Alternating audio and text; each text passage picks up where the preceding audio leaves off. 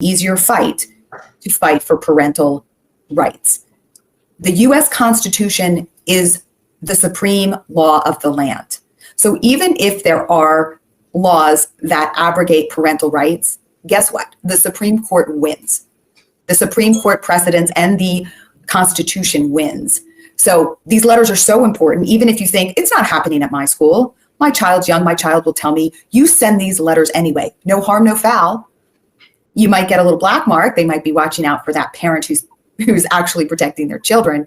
But once these schools start getting more and more of these letters, they're going to have to rethink their position because they know they have the potential of being sued.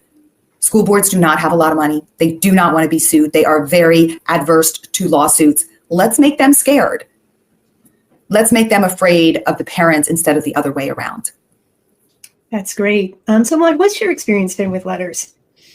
Yeah, the thing that as I mentioned, I think I have kids in high school but I also have my youngest who's only in third grade. And as anyone, and of course my older kids went through elementary school in the same school.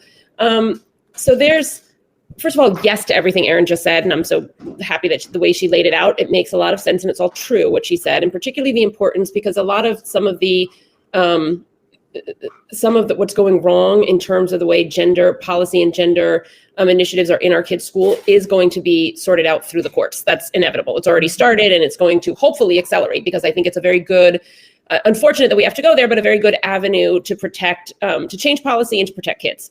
So, but I'll say this, because I was thinking about it a lot this morning in preparation for coming on here. There's a lot of folks who really don't want to be, who are really nervous about that black mark that Erin mentioned, right? There are a lot of parents who don't want to be in any kind of confrontation with their kids' school, both because you're not really a confrontational person, perhaps, but also because your kid is there. They have your kid for a lot of hours of the day that you're not there. And, the younger your kid, I have 3 boys and a girl. The boys, how was school? Fine.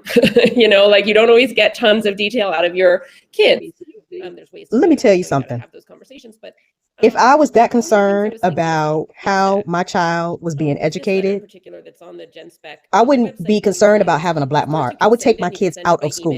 If I am so concerned that the people who I have to leave my children with all day, every day, several days a week are not going to protect my child, I'm not going to send my child there. That would make no sense. We'll send that to